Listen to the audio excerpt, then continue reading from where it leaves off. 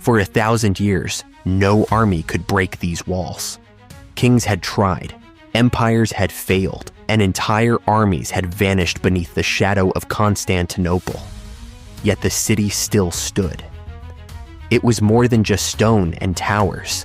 It was the last shield of a dying empire, a fortress that refused to fall. Massive walls stretched across the land, layer after layer, rising like giants that had defeated every enemy before them. But in 1453, everything changed, because this time, the enemy did not come to test the walls. They came to end them. Far from the city, a young ruler stood with a vision that terrified the world. His name was Mehmed, only 21 years old, yet driven by an obsession that consumed him completely. While others saw an unbreakable city, he saw a challenge. Constantinople was not just a target, it was a statement, a symbol he needed to destroy. And so he made a promise that would define history. Either he would conquer the city, or the city would conquer him. Inside Constantinople, the reality was far more desperate. The once great Byzantine Empire had been reduced to this single city, isolated and surrounded by enemies. What remained was fragile, exhausted, and running out of time. Only around 7,000 defenders stood between the city and total destruction. 7,000 men against an approaching force of tens of thousands. They knew the truth. This was not a battle they were expected to win. But there was nowhere left to retreat, no escape. Only one choice remained: stand and fight until the very end. At the heart of the city stood Emperor Constantine XI, a man who understood exactly what was coming. He could have fled. He could have abandoned the city and saved himself. But he refused. To him, this was not just the fall of a city. It was the end of everything his empire had ever been. And if it was going to end, it would end with him still standing. Then, without warning, the ground began to shake. Not from marching soldiers, but from something far more terrifying. Massive cannons, unlike anything the world had ever seen, were rolled into position outside the city walls. Built for one purpose: to destroy what had never been broken. When they fired for the first time, the sound tore through the sky like thunder. The walls that had stood for centuries trembled, cracks spreading across their surface. For the first time in 1,000 years, Constantinople was no longer untouchable.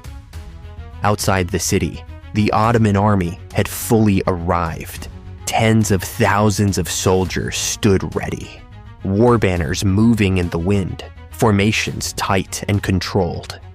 Among them were the Janissaries, the empire's most disciplined and feared warriors. They did not shout, they did not panic, they simply waited. Because they were not here to test the city's strength, they were here to break it. The siege began, and with it came relentless destruction. Day after day, night after night, the cannons continued to fire. Each explosion shook the ground, each impact tearing away pieces of history. Inside the walls, defenders rushed to repair the damage, rebuilding sections as quickly as they collapsed. But every repair felt temporary, every effort fragile. Because the next blast was always coming. The city was holding on, but then came the moment no one expected. Constantinople still had one final advantage: a massive chain blocking the entrance to the Golden Horn, preventing enemy ships from entering the harbor. It was their last line of defense, the barrier that kept them from being completely surrounded. But Mehmed was not thinking like the others who had failed before him. Instead of breaking the chain, he went around it. In the darkness of night, something impossible began to happen. Ottoman ships were dragged across land, over hills, over wooden tracks, through silence and shadow. And by morning, the unthinkable had become reality. The ships were inside the Golden Horn, behind the city. The defense was gone. The illusion of safety had vanished. Constantinople was now surrounded from every side. Inside the city, the mood shifted instantly. Fear was no longer distant. It was real, unavoidable, closing in from every direction. This was no longer a siege. This was the beginning of the end. And outside the walls, the Janissaries stood waiting in silence, patient and ready. Because the real attack had not even begun yet. The moment the Ottoman ships appeared inside the Golden Horn, everything changed. What was once a protected city was now completely exposed. The defenders could no longer pretend they had control, because now the enemy was everywhere. From the land, from the sea, from every direction. The walls of Constantinople were no longer a shield. They were a prison. Inside the city, panic began to spread, but there was no time to collapse. Emperor Constantine XI moved through the streets, not as a ruler hiding behind walls, but as a soldier preparing for the end. He knew exactly what this meant. There would be no rescue, no reinforcements, no miracle. Only one final stand. Outside, Mehmed was tightening the noose. His army surrounded the city completely, cutting off every possible escape. Supplies were running low, exhaustion was setting in, and the constant thunder of cannons never stopped. Day after day, the walls were struck again and again, each impact opening new wounds in defenses that had once been considered immortal. The defenders repaired what they could, but it was no longer enough. The damage was faster than the repair. The walls were slowly dying, and then the attacks intensified. Ottoman forces began launching coordinated assaults, testing weak points, pushing harder each time. Arrows filled the sky, crashing into the defenders as they tried to hold their positions. Ladders were raised against the walls, soldiers climbing under a rain of fire and steel. Some fell. Many died, but they kept coming. Again, and again, and again. Because this was no longer about breaking the city's defenses.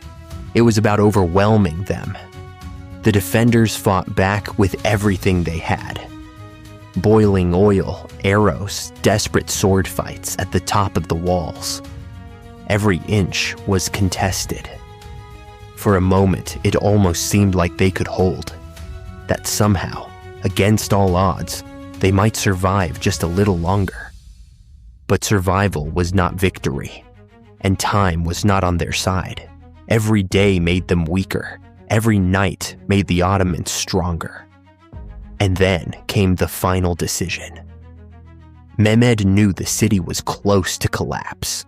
The walls were cracked, the defenders exhausted, and the fear inside Constantinople had already begun to break their spirit. So he prepared for one last attack, a full-scale assault that would decide everything. Inside the city, the emperor gathered his men. There were no speeches of victory, no promises of survival, only truth. They would fight, and they would die, together. Constantine XI removed his royal insignia, choosing to stand not as an emperor, but as a soldier among his people. If the city was going to fall, he would fall with it. And then, the night before the final assault arrived. A heavy silence covered Constantinople. No cannons, no shouting, just waiting. Because everyone knew what was coming next. At dawn, it would begin.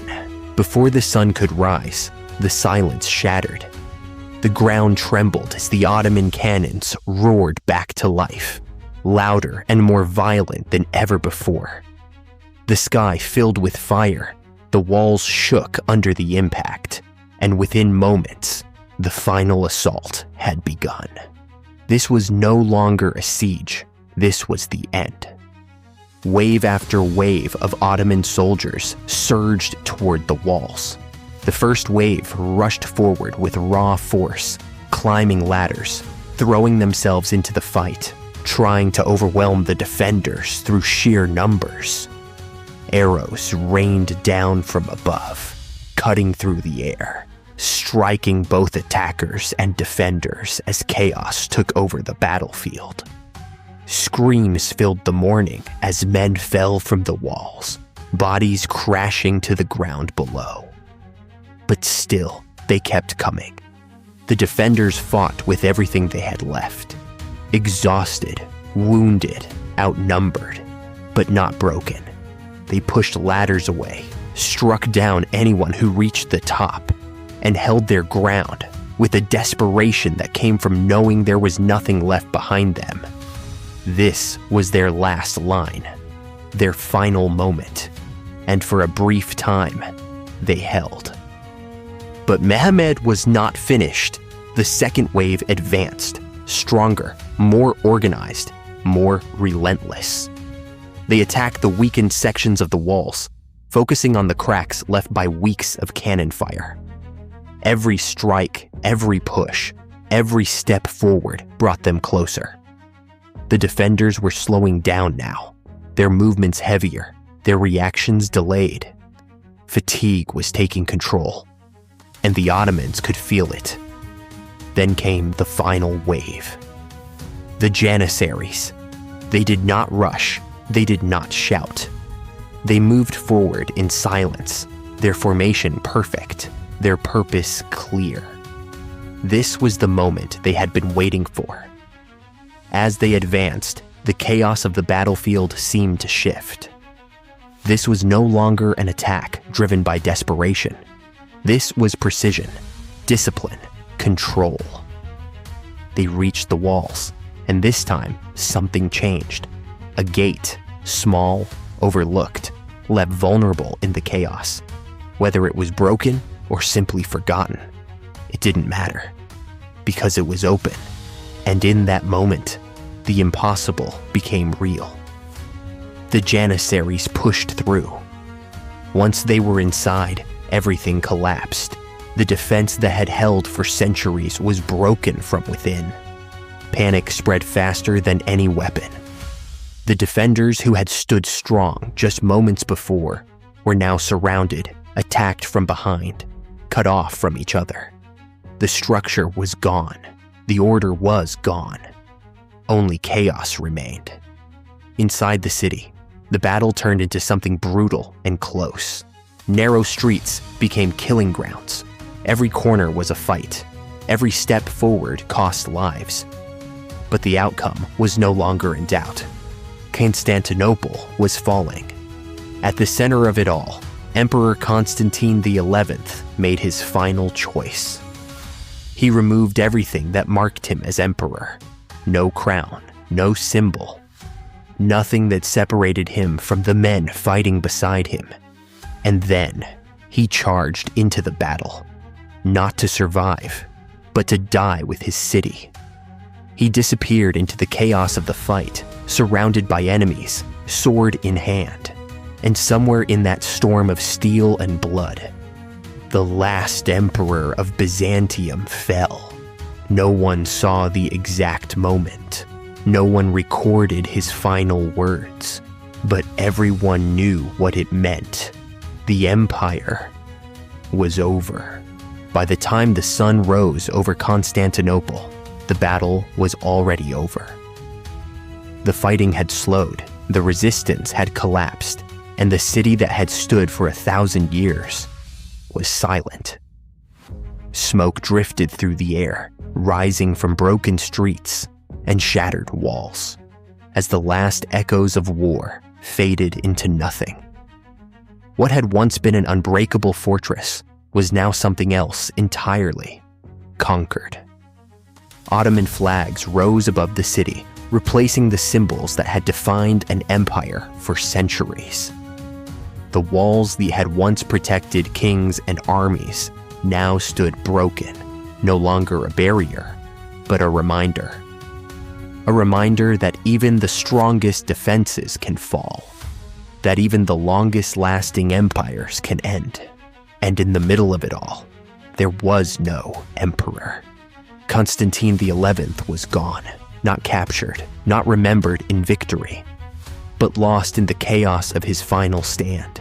A ruler who chose not to escape, not to surrender, but to disappear into the battle alongside his people. There would be no grand ending for him, no throne, no final speech. Only silence, and the knowledge that he had stayed until the very end. For Mehmed, this was more than a victory. It was the moment he had imagined, the moment he had built everything toward. At just 21 years old, he had done what countless armies before him could not. He had taken Constantinople, not tested it, not challenged it, but destroyed the idea that it could never fall. The city that had once been the heart of the Byzantine Empire was now something new, something different, something Ottoman. And with that, the balance of the world began to shift. The fall of Constantinople did not just end an empire, it changed history itself. Trade routes were disrupted, power moved east. Europe was forced to adapt, to search for new paths, new solutions, new futures.